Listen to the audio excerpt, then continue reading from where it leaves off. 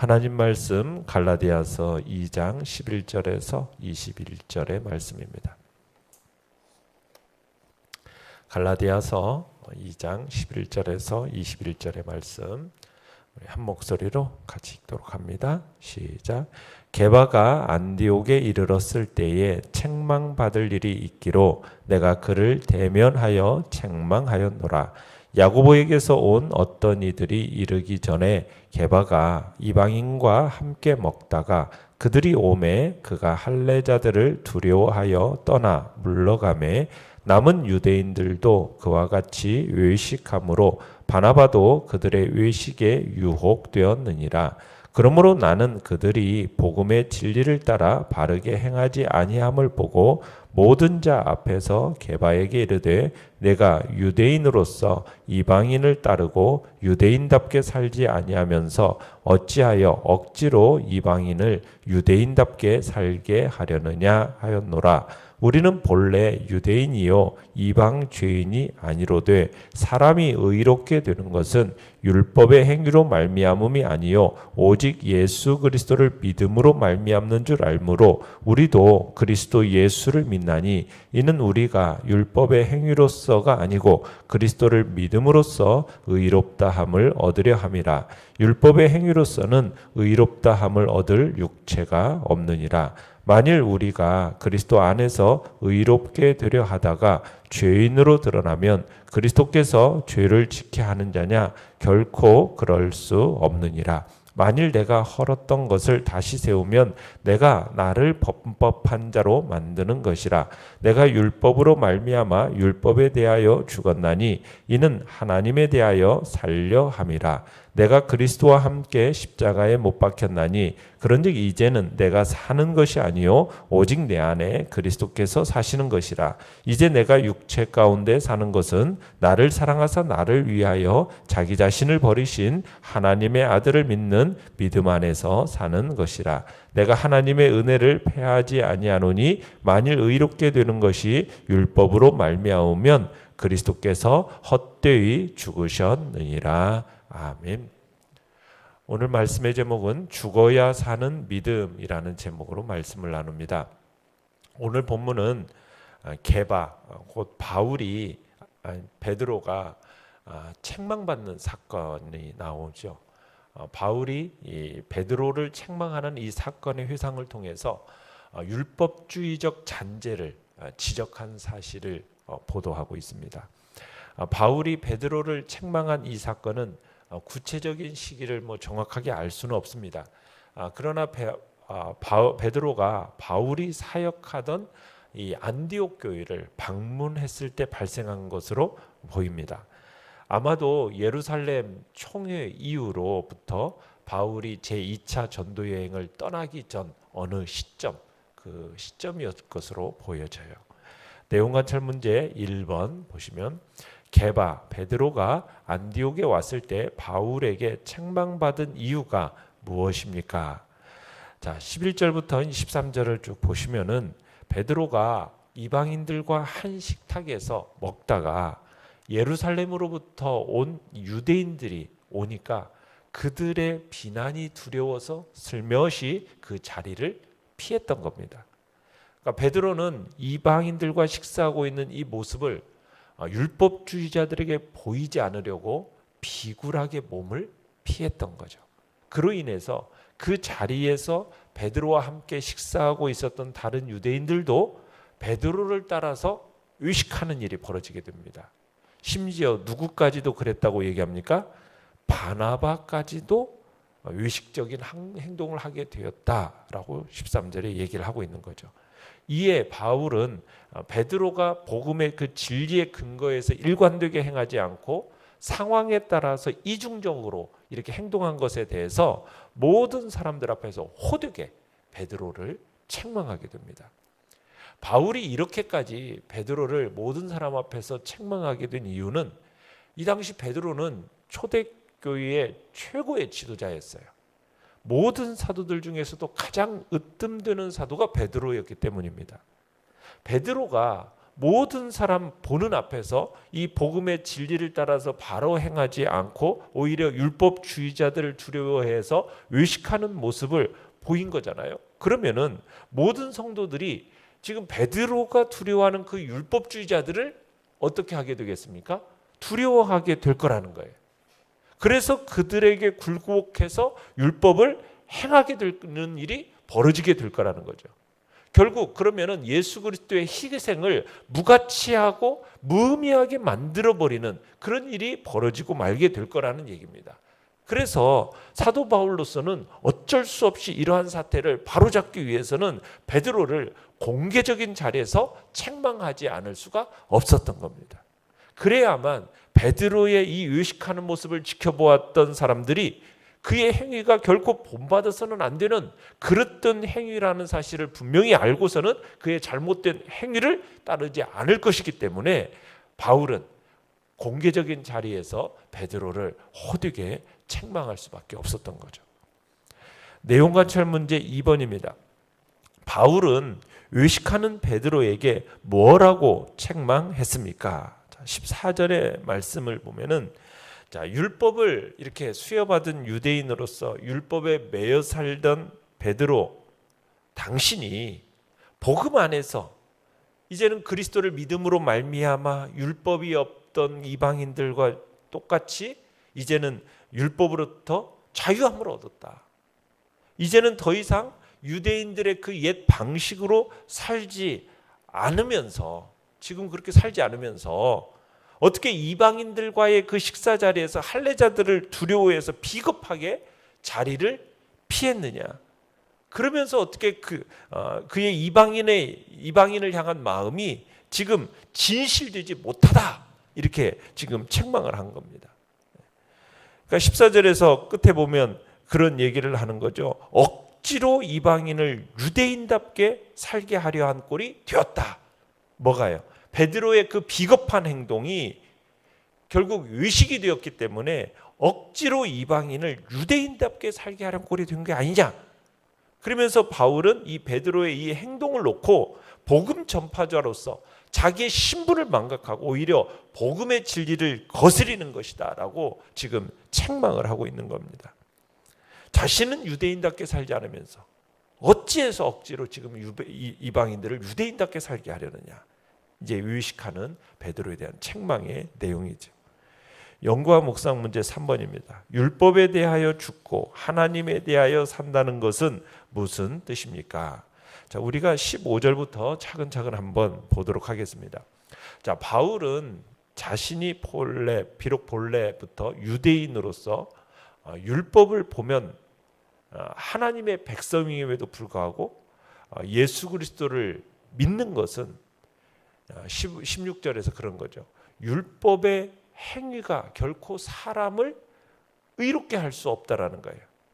사람을 의롭게 할 수 있는 것은 무엇만이 가능하다라는 얘기입니까? 오직 예수 그리스도를 믿음으로만 사람이 의롭게 될 수 있음을 이제 얘기하는 겁니다.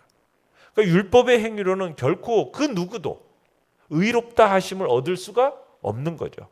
이 땅의 모든 인간은 오직 하나님과 우리 주 예수 그리스도에 대한 진실한 믿음으로만 의롭다 하심을 얻고 구원에 이를 수가 있는 겁니다.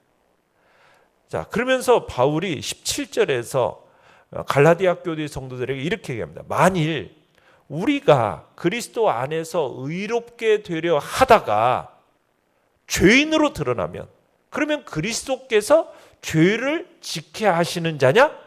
결코 그럴 수 없다. 무슨 얘기예요? 만약 의롭게 되는 것이 오직 하나님을 믿는 믿음으로 말미암는 게 아니라 율법을 지킴으로써 되어지는 일이라면, 예수 그리스도를 믿음으로 말미암아 의롭게 되는 줄 알고 율법의 속박을 벗어버렸던 자들은 죄인으로 나타날 수밖에 없다라는 거예요. 그렇게 된다면 결국 예수 그리스도께서 당신을 믿는 자들로 하여금 죄를 지게 하는 자가 되시는 건데, 그런 일은 결코 있을 수가 없다라는 거죠. 그러니까 율법을 지킴으로써 의롭게 된다라고 믿는 것은 이처럼 예수 그리스도를 죄인 중에 죄인으로 만들어버리는 그런 무서운 범죄가 된다라는 거예요. 예수 그리스도니까 죄를 지켜 하시는 자냐? 결코 그럴 수가 없다라는 거죠. 18절에서 만일 내가 헐었던 것을 다시 세우면 내가 나를 범법한 자로 만드는 것이라. 무슨 얘기냐면 율법의 정죄로 말미암아 정죄되었던 자신이 이제는 예수 그리스도를 믿음으로 말미암아 그의 은혜로 의인이 되었어요. 그런데 그럼에도 불구하고 또다시 구원받기 위해서 율법을 지킨다? 그래서 율법의 속박으로 아래로 다시 들어가게 된다면 그것은 결국 자기 자신으로 하여금 또다시 율법의 정죄를 받게 하는 것이고 결과적으로는 자기 스스로 자신을 죄인으로 만드는 것이나 다름없다. 지금 그런 얘기를 하는 겁니다. 그러니까 예수 그리스도를 믿고 예수님으로 말미암아 죄 사함을 얻은 자들은 율법의 속박으로부터 이제 완전히 벗어난 자들입니다. 율법의 그 어떤 규정도 이제 상관없이 의인이 된 자들이에요. 그런데 그런 자들이 날마다 그 율법을 의식하고 그 율법으로 자신을 정죄하면서 자신의 구원을 위해서 끊임없이 그 율법을 지키려고 한다면 그건 결국 예수 그리스도의 이 대속적인 죽음을 자신과 무관한 것으로 만드는 것이고 결과적으로는 자기 자신을 죄인으로 만드는 것이 되고 만다라는 얘기예요. 따라서 그리스도를 믿고 의인이 된 자들은 절대로 율법으로 자신을 판단하거나 자신의 구원을 위해서 율법을 지키려고 노력해서는 안 된다는 얘기입니다. 구원받기 위해서. 구원을 해서 뭔가 율법적인 행위를 추가하려는 어떤 노력 이런 것들에 대해서 지금 그런 일이 있어서는 안 된다라는 얘기를 하고 있는 거죠. 그러면서 바울은 19절에서 내가 율법으로 말미암아 율법에 대하여 죽었나니 이는 하나님에 대하여 살려 함이라. 자, 그러니까 바울은 하나님께 대하여 산 자, 곧 구원받은 자가 되기 위해서 율법에 대한 집착, 율법을 지키려고 하는 노력, 이것을 완전히 포기했다. 이렇게 얘기하고 있는 겁니다. 그러니까 바울이 이처럼 율법에 대하여 죽었나니 라는 이 표현은 이 표현을 쓸 만큼 단호하게 지금 율법에 대한 집착, 그 율법을 지키려고 하는 노력 이런 것을 끊어버린 것은 그의 머릿속에 그 고정관념으로 자리 잡고 있던 그런 율법적인 의식을 끊어버리지 않는 한 결코 하나님에 대해서 산자가 될 수 없다는 거예요. 구원받은 하나님의 백성이 될 수 없다라는 것을 얘기하고 있는 겁니다. 그러니까 하나님께 대해서 살아있는 자, 구원받은 하나님의 백성이 되기 위해서는 반드시 하나님을 믿기 이전에 가지고 있었던 그 고정관념이 있지 않습니까? 그 고정관념을 깨뜨려야 돼요.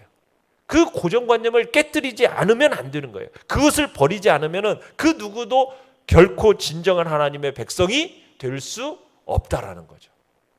그러니까 우리의 이 마음 속에는 끊임없이 뭐가 있느냐면 뭔가 내가 행해야만이 하나님께로부터 인정을 받게 되고 그 인정을 통해서 마치 내가 구원을 받는 것처럼 생각하려는 그 고정관념이 우리 마음속에 다 가지고 있어요.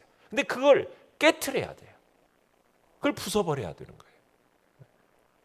그래야 하나님에 대해서 살아있는 정말 하나님의 진정한 백성이 될 수 있다는 거죠. 우리의 구원은 행위와 우리의 인간의 노력과 내가 하나님을 향한 어떤 자격을 갖춰야만이 얻어지는 게 아니거든요. 근데 이 마음이 우리 인간 깊숙이 이게 자리 잡고 있는 거예요. 이것을 어떻게 해야 된다? 깨트리고 부숴야 말이에요. 그 고정관념을 깨트리지 않은 사람은 하나님의 백성이 될 수 없는 거고 하나님께 살아있는 자가 될 수 없다는 얘기를 하는 겁니다. 느낀 점 4번입니다. 나는 그리스도와 함께 십자가에 못 박혀 죽고 그리스도께서 내 안에 사신다라는 말씀에서 무엇을 느낍니까? 여러분, 우리가 예수 그리스도를 믿으면 이제는 자기 중심에 묻혀 있던 우리의 삶에 이제 예수 그리스도께서 들어오게 되시고 좌정하시고 임재하게 되세요. 그러면 우리가 이제는 자기 자신을 위해서 사는 삶을 멈추기 시작하게 되었다라는 것을 느끼게 되는 겁니다. 자신의 자아, 이게 완전히 죽어서 더 이상 자신의 뜻과 자신의 의지대로 살아가는 게 아니라 오직 내 안에 거하시는 예수 그리스도의 뜻대로만 살아가게 된다라는 거죠. 모든 것이 자기를 중심으로 해서 평가되고 판단되던 그 삶에서 떠나기 시작하는 겁니다. 철저한 자기 부인의 삶을 살게 되는 것이 그게 바로 예수 그리스도를 믿는 자의 삶이 되는 겁니다. 주님을 중심으로 하는 새로운 삶이 열리게 되는 거죠. 더 이상은 자기를 기쁘게 하고 싶어 하지 않게 되는 겁니다. 자기를 만족시키면서 더 이상 자기를 의지하려고 하지 않아요. 더 이상 자기를 행복하게 만드는 것이 삶의 목적이 아니라는 거죠. 그 중심에 누가 계시니까? 예수 그리스도께서 계시고 그 예수 그리스도와 더불어 일을 하고 싶어하고 어디를 가든지 예수님과 함께 하고 싶어하는 그런 새로운 삶이 시작된다는 거죠. 그것이 예수 그리스도를 믿는다라는 겁니다. 하나님은 우리의 삶 속에 예수님께서 들어오셨다라는 것이요, 얼마나 큰 기쁨이고 얼마나 행복인지, 참 행복인지를 알도록 하기 위해서 우리를 데려가세요. 그러면서 때로는 우리로 하여금 자기 중심성이 드러난 그 아픈 과정을 겪게 하십니다. 우리의 삶 속에 주님이 좌정하셔서 우리의 임금이 되시고 우리의 목자가 되시고 우리의 주인이 되시는 삶이야말로 우리에게서 얼마나 행복하고 우리에게 복된 것인지를 배우게 하시는 거예요. 그러니까 참 행복이라는 것은 무엇입니까? 어떻게 보면 우리는 망가지고 깨뜨려진 이 자기 중심성으로 똘똘 뭉쳐 살아가는 우리의 삶에 우리 주님이 되시는 예수 그리스도께서 딱 들어오셔서 우리의 삶을 다스리시고 이끌어 주시고 참 주인이 돼 주실 때, 그때 그 감격과 위로 속에서 우리가 살아가게 되는 것, 이거야말로 참 행복이라는 거죠. 이것을 이제 우리로 하여금 느끼면서 살아가도록, 이제는 나 자신은 예수 그리스도 안에 그 자아를 십자가에 철저하게 못 박고 내 안에 들어오신 예수 그리스도, 그분으로 말미암아 살아가는 존재가 무엇인지, 그것이야말로 참 행복임을 느끼도록 이제는 우리를 이끌어 가시는 겁니다. 이게 예수 그리스도를 믿는 삶이라는 거죠. 결단과 적용 5번입니다. 주님과 십자가에 못 박혀 죽은 나의 옛사람의 모습은 무엇이고 아직 남아있는 모습은 무엇입니까? 아직도 옛사람의 모습대로 살아가고 있다면 오늘 내 안에 그리스도께서 사시는 삶을 위해 무엇을 고쳐야 하겠습니까? 우리 안에 있는 자아를 철저하게 십자가에 못 박는 일들을 해야 합니다. 내 의지, 내 생각, 내 판단, 이것들을 십자가에 못 박고 땅 속에 묻어버려야 하는 거죠. 그래서 우리가 내 생각, 내 이성적으로는 이해가 되지 않을지라도 우리는 하나님의 그 말씀과 주님이 이끄시는에 순종하는 무조건적인 순종에 우리가 나아가야 되는 거예요. 주님을 위해서 내 자아를 포기하는 삶을 살아가는 거죠. 항상 주님을 위해서 죽은 자로 살아갈 때 여기에 진정한 생명을 누리는 복된 역사가 있게 된다는 겁니다. 그래서 철저하게 우리의 옛사람을 십자가에 못 박는 일들을 매일매일 하면서 날마다 나는 죽노라 하고 말했던 바울의 고백처럼 우리는 매일매일 나 자신을 옛사람을 십자가에 못 박는 일을 해야 되는 것이고, 그리고 내 안에 살아계시는 예수 그리스도가 생명력 있게 내 안에서 살아나도록 우리 자신을 기꺼이 주님 앞에 드리는 그런 일들을 힘써 또 우리 자신을 드리는 일에 마음을 드려야 할 것입니다. 오늘의 기도 같이 읽겠습니다. 시작. 하나님, 율법에 대하여는 죽고 하나님에 대하여는 역동적으로 사는 하루가 되게 하소서. 아멘. 말씀을 생각하면서 기도하시고요. 연약한 우리의 지체들을 위해서 기도해 주시기 바랍니다. 하나님의 긍휼과 자비가 이 나라와 이 민족을 위해서, 또 하나님의 복된 역사가 또 전쟁 중에 있는 우크라이나 땅에도 참된 평화가 속히 임할 수 있도록 이 온 세계가 참으로 힘들고 고통당하는 이 땅을 하나님 긍휼히 여겨달라고 이 시간 주여 우리 세 번 부르짖며 나갑니다.